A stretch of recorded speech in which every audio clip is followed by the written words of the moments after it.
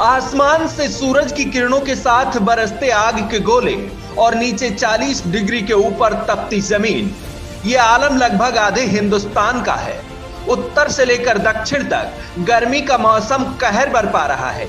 वहीं उत्तर प्रदेश में भी पारा हर रोज ऊपर चढ़ता जा रहा है, जिससे लोगों का जीना मुहाल हो गया है। पूरे प्रदेश में दोपहर के वक्त सड़कें सूनी हो जाती हैं, बाजारों में सन्नाटा दिखाई देता है। गर्म हवाओं की थपेड़ ऐसी है कि जरा सी चूक भारी पड़ सकती है। ये तस्वीरें शाहजहांपुर की हैं। हालांकि ये आलम लगभग पूरे उत्तर प्रदेश का है, लेकिन शाहजहांपुर में चिलचिलाती धूप से बचने के लिए लोग पूरे इंतजाम के साथ बाहर निकल रहे हैं। कहीं गर्मी से निजात के लिए ठंडे पानी की व्यवस्था की गई है, तो कहीं राहगीरों को शरबत बांटा जा रहा है। इस भीषण गर्मी में बहते पानी की धारा में ये अटखेलियां सुलगते शरीर को सुकून देने वाली हैं। लेकिन चिकित्सकों की माने तो इस धूप में बाहर निकलना खतरे से खाली नहीं है, क्योंकि गर्मी के इस मौसम में सनस्ट्रोक का खतरा बढ़ जाता है। इसलिए जरूरी है अपनी सेहत का खास ख्याल रखा जाए।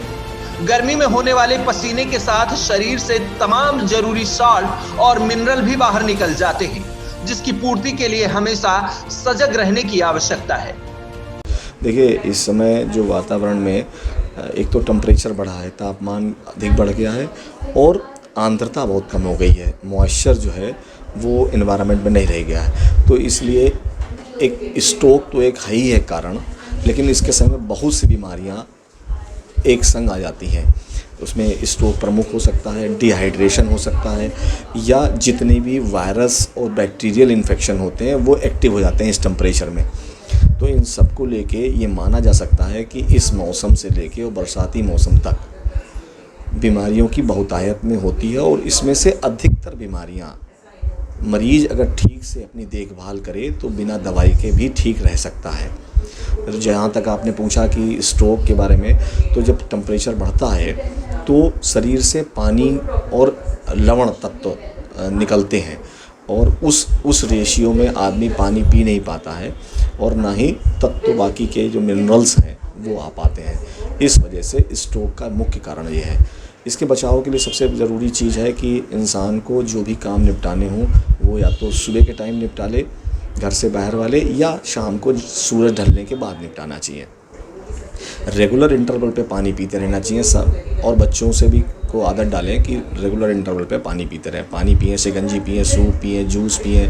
रमज़ान का एक पाक महीना चल रहा है, इसमें भी बहुत जो रोज़ादार हैं उनको भी चाहिए कि सुबह सुबह सहरी में या रोज़ा अफ्तार के बाद अधिक से अधिक वो डिशेस लें, वो खाना खाएं जिनमें पानी जाने अनजाने पहुंचता रहे।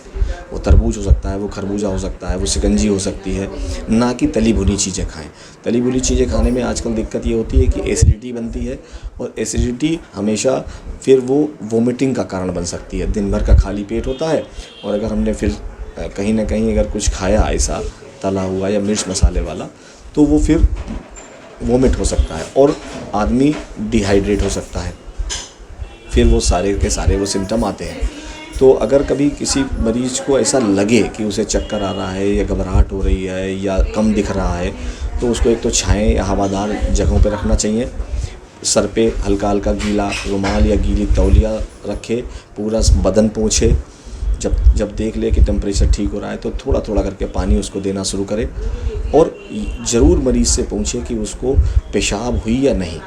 पेशाब होना बहुत ज़रूरी है इसमें, क्योंकि पानी जब कम हो जाता है तो सबसे पहले किडनी पे लोड पड़ने लगता है, जिससे ब्लड प्रेशर बढ़ने की संभावना शुरू हो जाती है, और ये गंभीर स्थिति हो जाती है।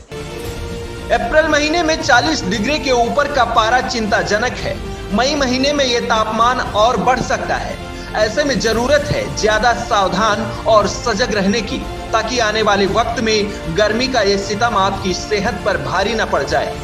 इससे बचने के लिए कुछ घरेलू उपाय, अपने खान पान का चयन और पानी से भरपूर चीजों का सेवन किया जा सकता है। Bureau report, daily insider. UP और देश दुनिया की तमाम ताजा तरीन खबरों के लिए आज ही गूगल प्ले स्टोर से इंस्टॉल करें हमारा तेजी से उभरता न्यूज ऐप डेली इंसाइडर।